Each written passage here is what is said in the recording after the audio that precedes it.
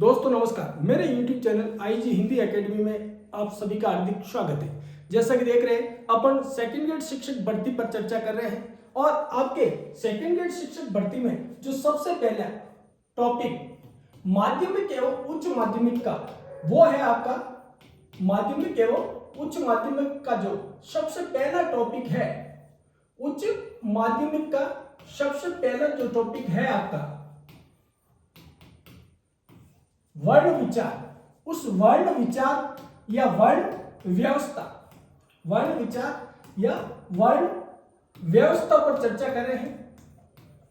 वर्ण व्यवस्था पर चर्चा कर रहे हैं। इसमें आपके टॉपिक में देखा होगा आपने दो प्रकार के वर्ण, स्वर एवं व्यंजनों का, स्वर एवं व्यंजन का आपने देखा होगा दो आधार से, प्रयत्न एवं दूसरा उच्चारण स्थान के आधार पर इनका विभाजन कैसे होता है, इनका वर्गीकरण क्या है, ये वाला टॉपिक है। तो अपन ने पहले के वीडियो में स्वर का प्रयत्न उच्चारण के आधार पर वर्गीकरण कर दिया है। यदि आप मेरे YouTube चैनल पर नए जुड़े हैं तो चैनल पर जाकर पहले वाला वीडियो आप जरूर देख लें। दूसरे वीडियो में अपन ने व्यंजन के बारे में पहला प्रयत्न के आधार पर व्यंजन कितने प्रकार के होते हैं उसको बहुत ही शानदार ढंग से पूरा करवा दिया है। आज के इस वीडियो में अपन वर्ण व्यवस्था के अंतर्गत या वर्ण विचार के अंतर्गत जो आपका दूसरा वर्ण व्यंजन है, उस व्यंजन का जो दूसरा पार्ट, व्यंजन का दूसरा पार्ट पहला था प्रयत्न के आधार पर व्यंजन के भेद या व्यंजन का वर्गीकरण, वो भी अपन ने कर दिया था। तो इससे अगला वीडियो आप देख ले। आज के इस वीडियो में अपन उच्चारण स्थान के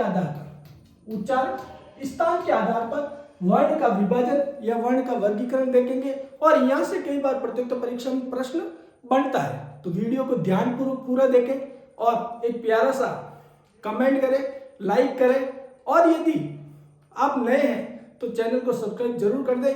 सेकंड ग्रेड और फर्स्ट ग्रेड हिंदी का मैं बिल्कुल शानदार शॉर्ट ट्रिक से आपको बिल्कुल निःशुल्क अध्यापन कराने वाला हूं। तो ज्यादा से ज्यादा मेरे चैनल को शेयर कीजिए, वीडियो को शेयर कीजिए, लाइक कीजिए, कमेंट कीजिए। ठीक है, तो शुरू करते हैं आज का टॉपिक जो व्यंजन का दूसरा वर्गीकरण प्रयत्न वाला हो चुका है।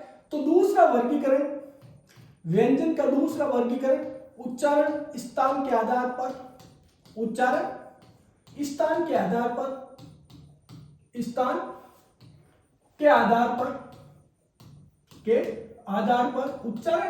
आधार पर व्यंजन कितने प्रकार के हैं और प्रतियोगिता परीक्षा में आपके कहां से प्रश्न बनेंगे उसको मैं अच्छी तरह से इस वीडियो में समझाने वाला हूं। तो वीडियो को स्किप ना करें, पूरा जरूर देखें, बिल्कुल आपको सर्वोत्तम जानकारी दी जाएगी। ठीक है, अब उच्चारण स्थान के आधार पर व्यंजन का पूछ रहे हैं तो थोड़ा सा उच्चारण स्थान किसे कहते हैं इसके बारे में थोड़ा सा समझ लेते हैं, जान लेते हैं। तो क्या है, व्यंजन का उच्चारण करते समय, किसी व्यंजन का उच्चारण करते समय आपने देखा होगा हमारी जो प्राणवायु या श्वास है वो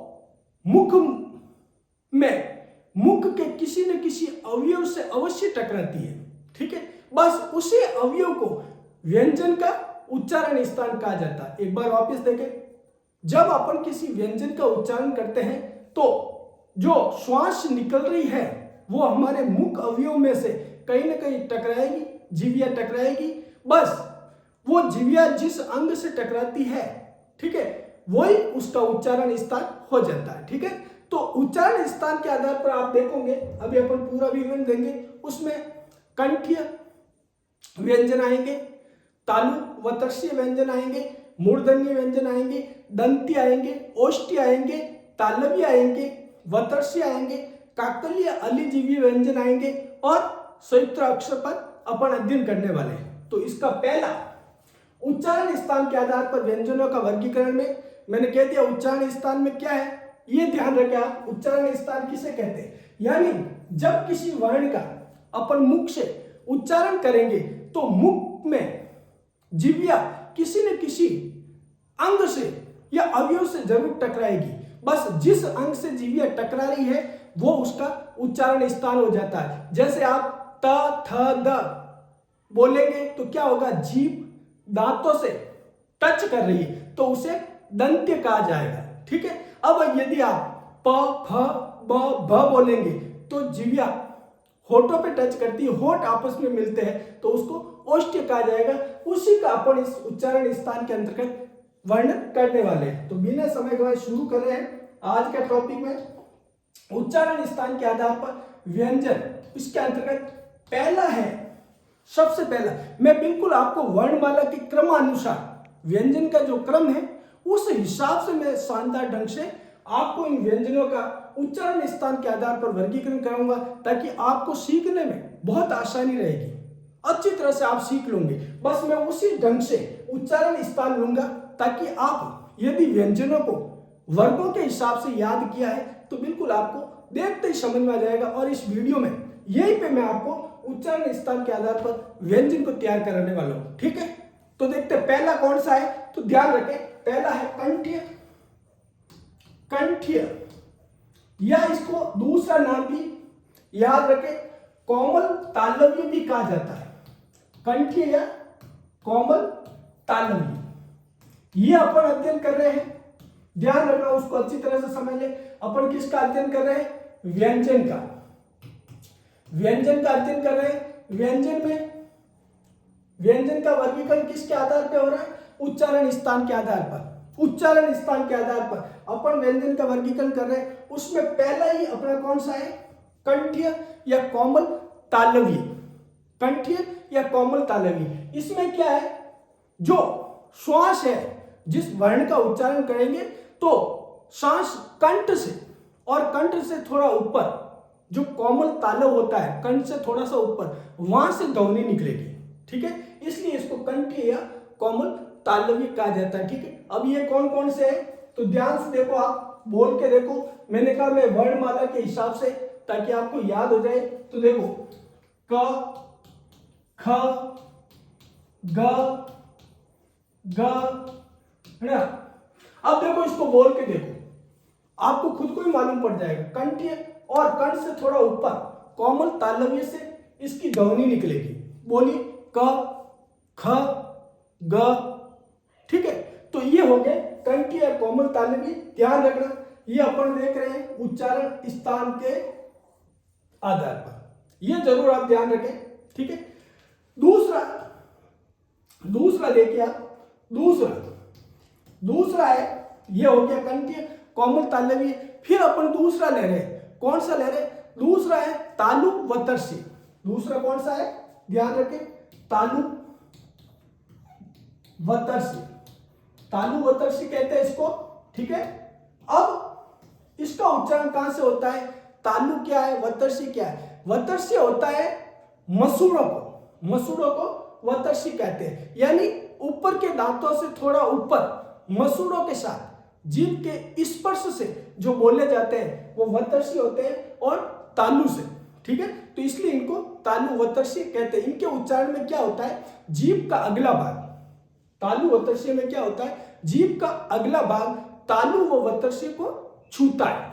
ठीक है, तो इसे तालु वतर्षी कहते हैं। समझ में आ गया, वतर्षी यानी मसूड़ों को, समझ गया। अब ये कौन कौन से, तो मैंने कहा है मैं बिल्कुल आपको वर्णमाला क्रम के हिसाब से, व्यंजनों के क्रम के हिसाब से अध्ययन कराऊंगा ताकि आपको यहाँ देखते ही याद हो जाए, ज्यादा गहराई में जाने का काम नहीं। और यहाँ से 101% आपके प्रत्युत्तर परीक्षा में प्रश्न बनेंगे। प्लीज लाइक कमेंट कीजिए और वीडियो को ज्यादा से ज्यादा शेयर कीजिए। आपको मैं शानदार हिंदी के टॉपिक कराता रहूंगा ऐसे ही, और आपकी सेकंड ग्रेड ऐसे हो जाएगी बिल्कुल आसानी से। जीके पे आप पकड़ रखे, हिंदी मेरे ऊपर छोड़ दे। तो तालु वतर्षी कौन कौन से है तो देख लो। वर्णमाला में दूसरा अपना आता है च, छ, ज, है ना, समझ में आ गया। तो ये हो गए तालु वतर्षी, समझ में आ गया। कंठ्य कोमल तालव्य कौन कौन से पूछ ले तो तालु वतर्षी कौन से, बिल्कुल क्रम से कराऊंगा मैं। तीसरा देखिए, तीसरा अपन पढ़ रहे हैं व्यंजन। व्यंजन का वर्गीकरण देख रहे हैं, और दूसरा उच्चारण स्थान के आधार पर व्यंजन का वर्गीकरण देख रहे हैं। तीसरा अपन देख रहे हैं वो है मूर्धन्य। क्या है? मूर्धन्य। जीभ का अगला भाग मूर्धा। अब मूर्धा किसे कहते हैं? थोड़ा सा देखो, मूर्धा किसे कहते हैं? तालू का बीच वाला ऊपर का जो कठोर भाग है वो मूर्धा कहलाता है। तालू के बीच में, दांत और तालू के बीच में जो ऊपर वाला कठोर भाग होता है ना, उसको मूर्धा कहा जाता है, ध्यान रखना। ठीक है, तो तीसरा है अपना मूर्धन्य। मूर्धन्य व्यंजन, यहां मैं व्यंजन नहीं लगा रहा हूं, आप ध्यान रखना, अपन व्यंजन के बारे में अध्ययन कर रहे हैं, है ना, कंफ्यूज नहीं हो। तो मूर्धन्य कौन सा स्थान है? तो ध्यान रखना, जीभ का अगला भाग मूर्धा कहते हैं तालू का बीच वाला ऊपर का कठोर भाग को छूता है, वो मूर्धन्य है। अब इस मूर्धन्य में कौन कौन से हैं? तो ध्यान रखना कौन कौन से हो जाएंगे। च के बाद में क्या आता है? ध्यान रखना है, ट, ठ, ड। अब एक बार और ध्यान रखना, ड़ भी आएगा इसमें, ड भी आएगा और ड भी आएगा। ठीक है, और ट, ठ, ड, ड, ये वापस देख लो, एक बार वापस देखो कौन कौन से आएंगे। ट आएगा अच्छी तरह से, ट के बाद में ठ आएगा, ठीक है, ठ के बाद में ड आएगा, फिर मैंने कहा ड़ आएगा, फिर ढ आएगा, और फिर मैंने कहा ढ आएगा।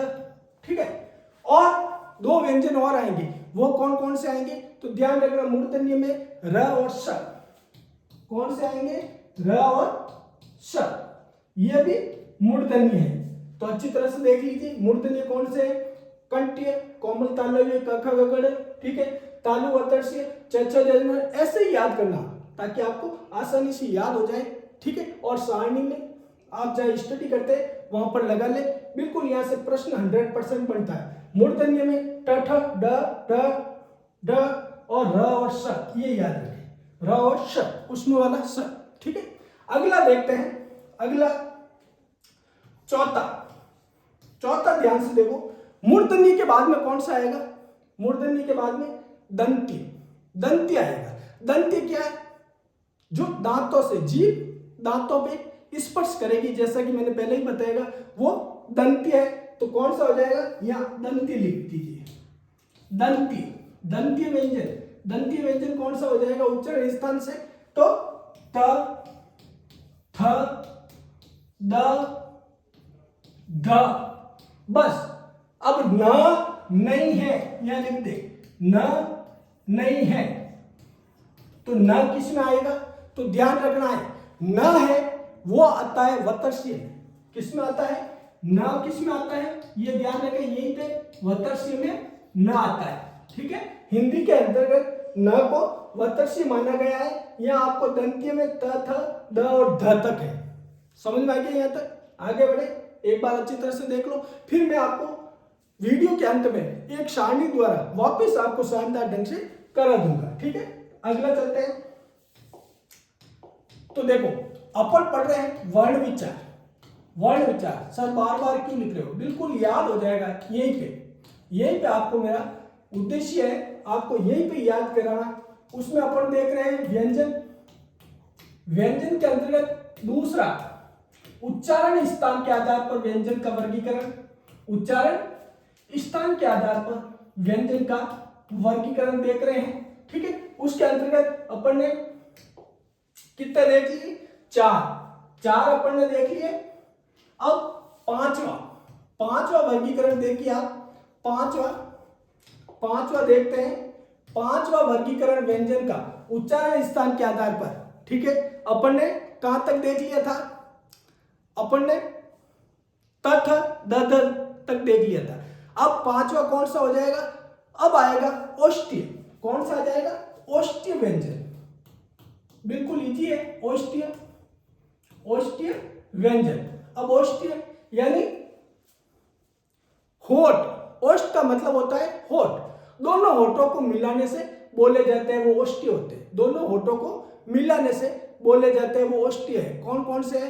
प, फ, ब, भ, म और एक और है। तो ओष्ठ्य में लिखिए प, फ, ब, भ, म और एक और है व, याद रखें व ओष्ठ्य के अंतर्गत आता है। यहां से ये प्रश्न कई बार पूछा जाता है कि वह कौन सा उच्चारण स्थान के आधार पर वर्ण है, तो आपका आंसर क्या हो जाएगा, ओष्ठ्य है। समझ में आ गया यहां तक, ओष्ठ्य यानी जो दोनों होठों को मिलाकर जो बोले जाते हैं उन्हें ओष्ठ्य कहा जाता है। फिर अगला छठा देखिए, छठा है तालव्य। तालु से बोला जाएगा वो तालव्य, मैंने बता दिया तालु किसे कहते हैं, ठीक है। तालव्य में ध्यान रखना प प ब हो गया, अब अपने य र ल व बच्चे हैं, ठीक है। तो तालव्य के अंतर्गत हमेशा ध्यान रखना दो वर्ण है य और स, य और श, ये तालव्य व्यंजन है। तालव्य व्यंजन कौन से है, य और श, हमेशा याद रखें। फिर तालव्य के बाद में अब जो सातवां है इंपॉर्टेंट, यहां से वेरी मोस्ट, यहां से अधिकतर प्रश्न बनता है और हो सकता है इस भर्ती में भी यहां से प्रश्न बन जाए, तो ध्यान रखना वो है आपका वतर्ष्य। क्या है, वतर्ष्य व्यंजन। अब वतर्ष्य व्यंजन कौन सा है, तो याद रखना नसल, न श ल, यहां से पूछा जा सकता है वतर्ष्य व्यंजन कौन सा है, तो नसल याद रखना। अपन ने प फ म तक हो गया, य हो गया, र अपन ने बता दिया, र कौन सा था, मैंने बताया था आपको, र कौन सा था, मूर्धन्य था, ठीक है। र हो गया, य र व हो गया, व ओष्ठ्य में, और ल हो गया वतर्ष्य में, ठीक है। अब अगला आठवां अगला, ठीक है। अब अगला क्या हो जाएगा, वतर्ष्य के बाद में एक और व्यंजन आपका बच गया है, वो कौन सा बच गया है, ह। कौन सा बच गया है, य हो गया, व हो गया, र हो गया, ल हो गया, अब ह, य व र ल ह, ठीक है। तो ह को कहा जाता है काकल्य या अलिजीव्य। क्या कहा जाता है, यह भी इंपॉर्टेंट, काकल्य अच्छी तरह से देखो, या अलिजीव्य, इसे अच्छी तरह से देखो, काकल्य या अलिजीव्य, यह भी मोस्ट इंपोर्टेंट है। प्रश्न आएगा उच्चारण स्थान के आधार पर काकल्य या अलिजीव्य व्यंजन कौन सा है। अब काकल्य अलिजीव्य किसे कहते हैं, तो कंठ के थोड़ा नीचे से बोला जाता है, कंठ से थोड़ा नीचे से जो बोला जाता है उसको काकल्य या अलिजीव्य कहा जाता है, ये ध्यान रखें आप, ठीक है। तो काकल्य या अलिजीव्य कौन सा है, यह से भी अधिकतर पूछा जाता है, तो आप ध्यान रखना, एक तो ह है काकल्य अलिजीव्य, और दूसरा विसर्ग जो होता है, विसर्ग जो होता है वो हमेशा कंठ के थोड़ा नीचे से बोला जाता है। तो काकल्य अलिजीव्य क्या है, ह, और विसर्ग है वो काकल्य अलिजीव्य। इस प्रकार से उच्चारण के आधार पर 8 प्रकार से व्यंजनों का वर्गीकरण है। एक और इंपॉर्टेंट परीक्षा में जो प्रश्न बनते हैं वो आप ध्यान रखना, वो क्या बनते हैं, तो वो देखो, एक आपसे पूछा जाता है कई बार, वो परीक्षा में क्या पूछा जाता है उसको देख लेते हैं। एक पूछते आपको श, संयुक्त अक्षर, यहां पर लिखते थे संयुक्त अक्षर से भी परीक्षा में प्रश्न पूछा जाता है संयुक्त अक्षर का, कि ये संयुक्त अक्षर किससे बना है। तो इजी है, वैसे आप सेकंड ग्रेड की तैयारी कर रहे हो तो आपको मालूम है, लेकिन फिर भी मैं एक बार बताना चाहता हूं। जैसे श किससे बना है, तो आप ध्यान रखना क और श से मिलकर श बना है, ठीक है। उसके बाद में दूसरा है त्र किससे बना है, तो ध्यान रखना त और र से त्र बना है। फिर सतर्ज्ञ किससे बना है, ध्यान रखना ज प्लस न से मिलकर ज्ञ बना है, ठीक है। और एक और आता है वो ध्यान रखना, जैसे श्री वाला स, तो वो बना है श और र से, ये तो आपको मालूम ही होगा, ठीक है। तो इस प्रकार से ये वर्णों का विभाजन था। आज सेकंड ग्रेड का जो आपका पहला टॉपिक था वर्ण व्यवस्था या वर्ण विचार, वो पूरा हुआ। अगला जो टॉपिक है आपका, वो टॉपिक अगले वीडियो में मैं करूंगा। उससे पहले एक बार मैं आपको उच्चारण स्थान के आधार पर सबको एक साथ लिखते हुए आपके साथ एक बार वापस देख लेते हैं, ठीक है। तो देखो, ध्यान से अपन पढ़ रहे हैं सेकंड ग्रेड वर्ण विचार। क्या पढ़ रहे हैं? सेकंड ग्रेड का वर्ण विचार पढ़ रहे हैं। वर्ण विचार के अंतर्गत आपने देखा होगा अपन पढ़ रहे हैं दूसरा व्यंजन। व्यंजन वर्ण को पढ़ रहे हैं। व्यंजन वर्ण में अपन व्यंजन का दूसरा पार्ट वो है उच्चारण स्थान के आधार पर व्यंजन। उच्चारण स्थान के आधार पर व्यंजन किसे कहते हैं? तो ध्यान रखना, उच्चारण स्थान किसे कहते हैं पूछ ले तो जिस वर्ण को या व्यंजन का, जिस व्यंजन का या वह व्यंजन या व्यंजन का उच्चारण करते समय कैसी परिभाषा बने? व्यंजन का उच्चारण करते समय हमारी प्राणवायु या श्वास किसी न किसी मुख्य अवयव से टकराती है, बस उसी अवयव के व्यंजन का उच्चारण स्थान कहा जाता है। जहां टकराएगी वो जीविया, जहां टकराएगी वो उसका उच्चारण स्थान हो जाएगा। उसमें मैंने आपको पहला बताया था, पहला उच्चारण स्थान बताया था, वो बताया था मैंने काकल्य, सॉरी कंठ्य। पहला था अपना कंठ्य या कोमल तालवी। याद रखना, इंपॉर्टेंट है, यहां से भी कोमल तालवी कई बार प्रश्न बनता है, 100% बनता है, क्योंकि कंठ्य नहीं देके वो कोमल तालवी दे देगा। तो कंठ्य या कोमल तालवी कौन सा है? तो आपको मालूम है कौन कौन से व्यंजन? क, ख, ग, फटाफट करेंगे। क, ख, ग, घ, ड़। क, ख, एक मिनट वापिस देखिए। क, ख, ग, घ, ड़। ठीक है, ये हो गया कंठ या कोमल तालवी। अब दूसरा देखिए, दूसरा कौन सा था? पहला ये हो गया, 8 प्रकार के अभी अपन यहाँ ले लेते हैं। दूसरा कौन सा था? दूसरा मैंने कहा था तालुवतर्षी। कौन सा कहा था मैंने? तालुवतर्षी। तालुवतर्षी कौन से थे? तालुवतर्षी थे, मैंने बताया था कि अपन ले रहे हैं वर्णमाला क्रम से। ठीक है, व्यंजनों का जो क्रम है तो उसमें था च, छ, ज, ज और ण, ये थे। ठीक है, फिर तीसरा जल्दी कर लेते, ज्यादा वीडियो लंबा नहीं करते, काम की बात नो बकवास। ठीक है, अगला कौन सा था? तो मैंने कहा था मूर्धन्य व्यंजन कौन से है? तो मैंने कहा था आपको हमेशा अपन ये क्रम आप याद रखना और इधर वर्णमाला का क्रम याद रखना। कुछ वर्ण है जो उल्टे सीधे है, बाकी लगभग मैंने वो क्रम से बनाए हैं, तो आपको याद अच्छी तरह से हो जाएगा। ठीक है, तो अब इसमें कौन सा है? तो ध्यान रखना, मूर्धन्य में ट, ठ, ड, ढ, ण। ठीक है, इसके बाद में ये ड, ढ और र और श, ये याद रखें, ये मूर्धन्य में आता है र और श। ठीक है, अगला चौथा कौन सा है? मूर्धन्य के बाद में चौथा कौन सा हो जाएगा? बिल्कुल यहां से दंतीय व्यंजन कौन से है? तो मैंने कहा था दंतीय कौन सा है? त, थ, द, ध और न नहीं है, यह लिख देना, याद आ जाए। न क्या है? तो न है वतस्य, ये याद रखें, यहां से याद हो जाएगा। न क्या है? न है वतस्य। ठीक है, अगला देखो पांचवा कौन सा बताया था मैंने? दंतीय के बाद में मैंने बताया था ओष्ठीय।